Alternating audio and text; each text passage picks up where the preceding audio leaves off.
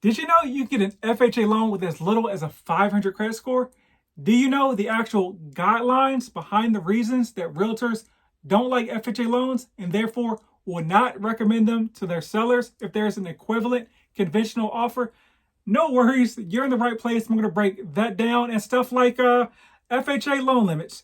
Why, if you're in a community property state, you really need to understand how the debt to income ratio guidelines work, house hacking, credit requirements, how to use the FHA loan to rehab a property, appraisals, seller perception, and a whole lot more. But first, what is an FHA loan in the first place?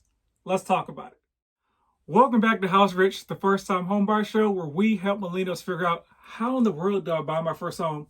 Today, we're breaking down the FHA loan guidelines. So the FHA, the Federal Housing Administration. So the Federal Housing Administration came about in order to make loans more accessible to folks with credit challenges and typically in like the lower income brackets. So when you hear the FHA, they don't actually give out loans. They insure the loans that other lenders give out. And in order to insure these loans, they set minimum requirements that all lenders must abide by.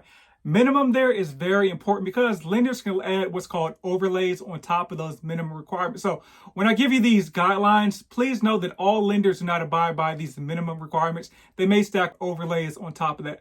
But let's get into the first item, FHA loan limit. So for a single family property, it is $472,030, duplex $604,400, triplex $730,525, and for a 4-unit property, it is $970,900. Now, if you're in a high cost of living area, so think of like San Francisco, parts of LA, parts of New York, where it's super expensive to live, those loan limits are higher. So for a single family property, it is $1,089,300, all the way up to a fourplex where it is $2,095,200. Now, as a point of reference, I want to compare these to the conventional or conforming loan limits because you may hear other lenders or realtors refer to higher loan limits, and these are for a conventional loan only. So for a single family property, $726,200, all the way up to a fourplex, $1,396,800.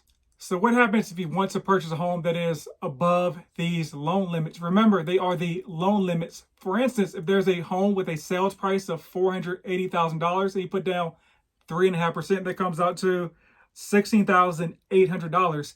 The loan amount after the down payment will be $463,200. So you are under that loan limit. And if it's a purchase price that is higher than the loan limit, still after the 3.5% down payment, you got to put down more money or you can't get an FHA loan. That's just what it is. So there's no exceptions as far as the loan limit. Now, credit and down payment requirements. So with an FHA loan, if you have a 500 credit score, you have to put down at least 10%. Once you get a 580 credit score, that's when you become eligible for the 3.5% down payment.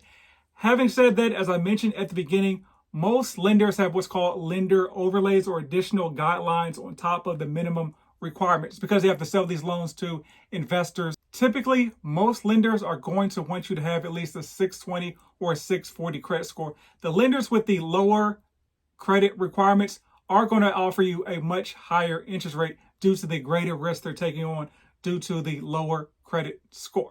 Now, once again, the FHA loans are much more forgiving credit-wise. So, for instance, stuff like medical debt is not looked at as harshly for an FHA loan. For instance, if you have a medical collection, typically that's under $2,000, it's not a big deal as far as the qualification process.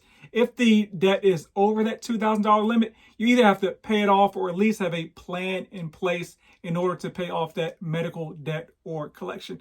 As far as stuff like public records events like a deed in lieu of foreclosure, there's going to be a 3-year wait requirement. For a bankruptcy, you're going to have a 2-year wait requirement. That's hard to say. And for like a IRS lien, you're going to have a 3-year wait requirement.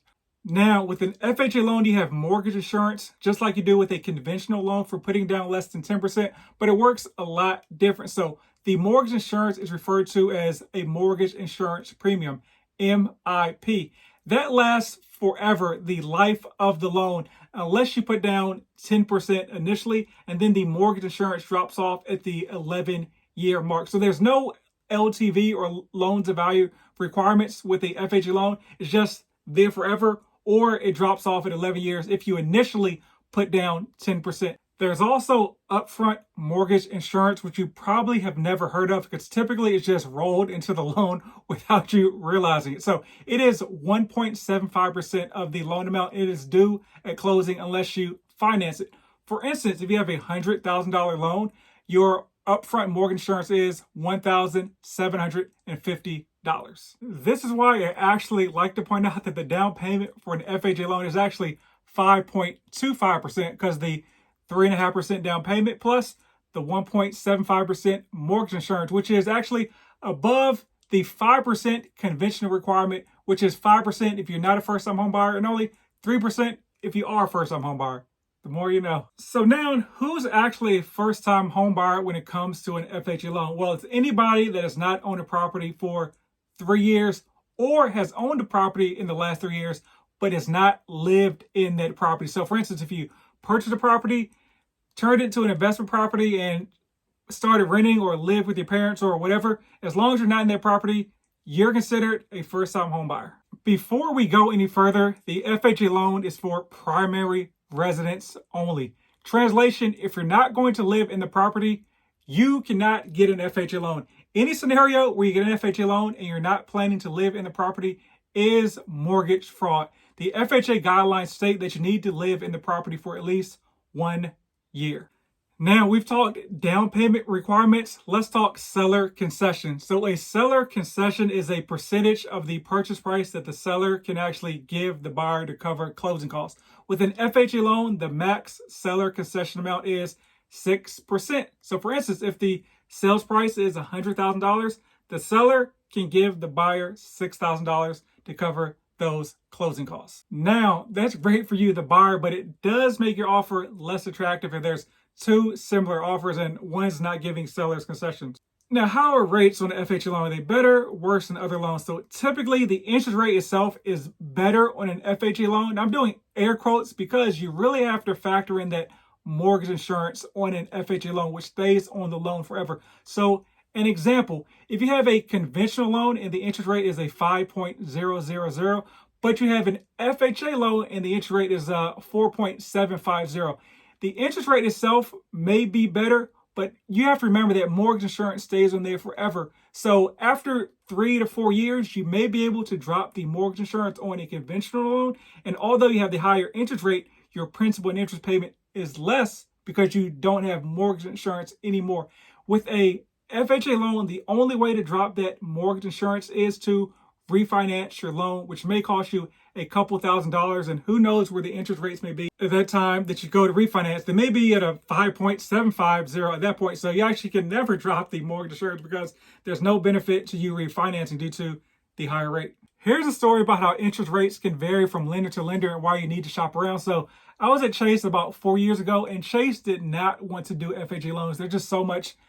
There's audits, there's just so many guidelines with them, but they can't just say, hey, Chase is not doing FHA loans. So what they did was they raised their interest rates for FHA loans to such a ridiculous amount that buyers would be like, why in the world would I go to you to do an FHA loan when you're 2% above the market? So it was either folks would walk away and not do FHA loans, or the people that were super uninformed would actually just be paying 2% above the market rate.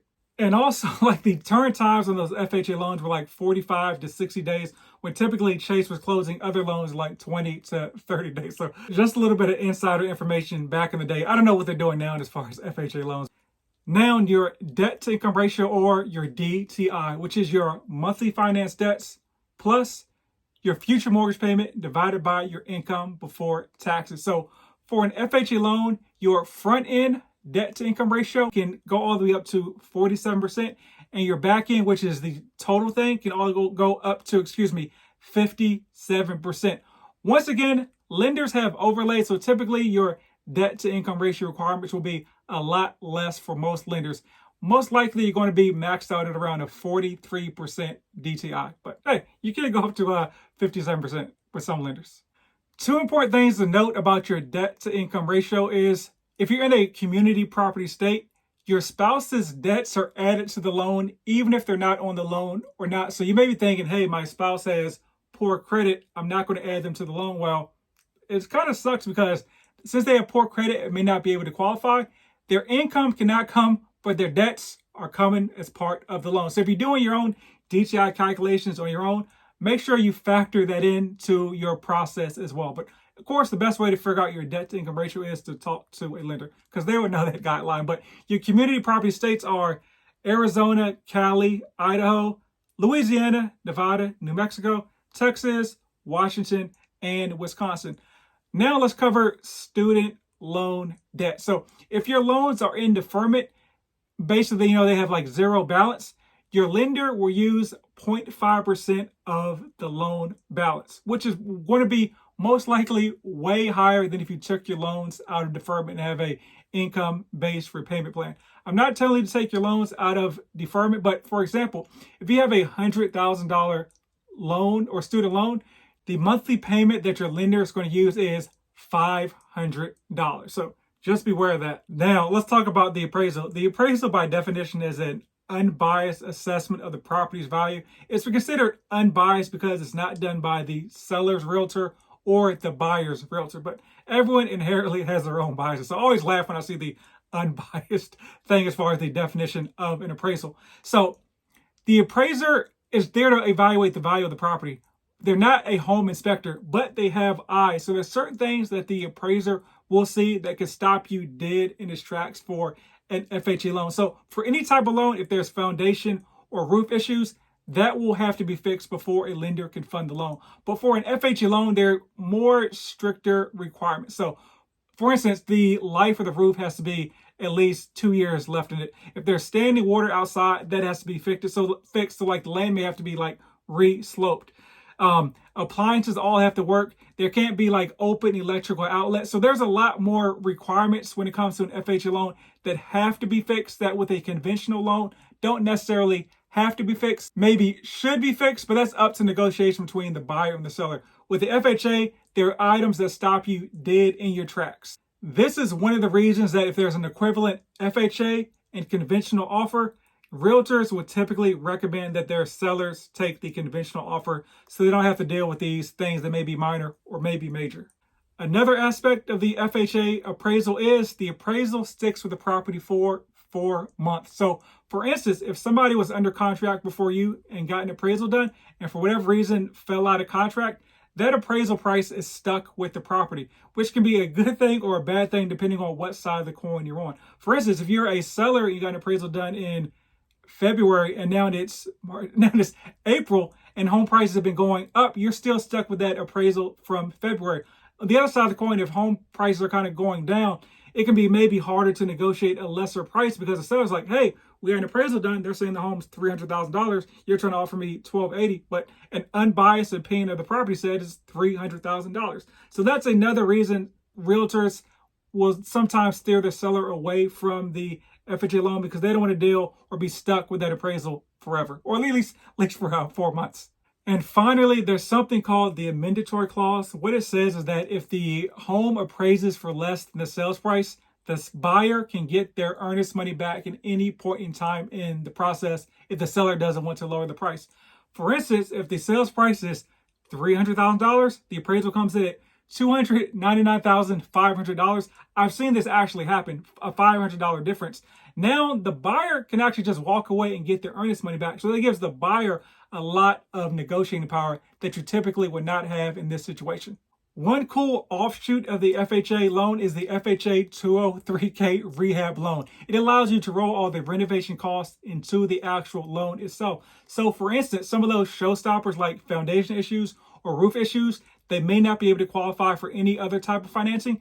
You can roll those renovations right into the loan. So that gives you a bigger pool of properties you're able to look at, where typically those homes would have to be purchased with a straight cash. So you can also use it for like cosmetic upgrades, like upgrading a kitchen, upgrading a bathroom, and upgrading landscaping and stuff to make the home look a lot better. So therefore you can buy like the ugliest house on the block and turn it into something that's pretty cool. There's two versions of the 203K loan. There's one that the repairs are below $35,000 and one that is above $35,000. I have a much longer video on the FHA 203K loan. It'll be in the description of this episode. But the big difference is over 35K, you have to have what's called an FHA HUD consultant that kind of helps guide you through the loan process. That's why it's kind of referred to as a rehab loan on training wheels. Now let's talk house hacking, because that's one major benefit of the FHA loan, because that 3.5% down payment is for a 2-unit, 3-unit, or 4-unit property. With a conventional loan, even if you're living in the property for like a 4-unit property, that down payment can still go all the way up to like 20-25%. So one thing you need to know about house hacking is the FHA self-sufficiency test. What it says is if you're buying a 3 or 4-unit property, the mortgage can be no more than 75% of the rents on the property. It doesn't matter what unit you're in. So let's say all the units on a fourplex rent for $1,000. Your mortgage can be no more than $3,000 or 75% of the rents. This is something you need to especially pay attention to if you're in like high cost of living areas, because typically it's very hard to pass the FHA self-sufficiency test in those markets. So you may have to put down more than that 3.5% down payment. Now let's talk seller perception. That's very important because the whole point of you getting a loan is so someone will accept your offer. And here's just my opinion mixed with just experience. When it comes to an FHA loan, the perception is, hey, this person has bad credit. That's why they're going an FHA loan. So people associate bad credit with somebody's lack of responsibility when it comes to paying bills and meeting their financial obligations. Therefore, if you're making an offer on a loan, they're saying, hey, there's this conventional offer, they're putting down 3%, but there's this FHA offer, they put down 3.5%. They probably have credit issues. This is probably a risky offer on top of all the other items that I mentioned that are perceived as negatives from a realtor perspective, which the realtor just relays to their seller. So having said all that, there's really only 2 reasons ever to go FHA over conventional. And one, I appreciate you rocking with me this whole way. Drop like a green apple in the comment section so I know that you watched this far. But here's the thing. 1, you have credit challenges and you just can't qualify for a conventional loan. Or 2, you're looking to house hack and take advantage of that 3.5% down payment for a 2, 3, or 4-unit property.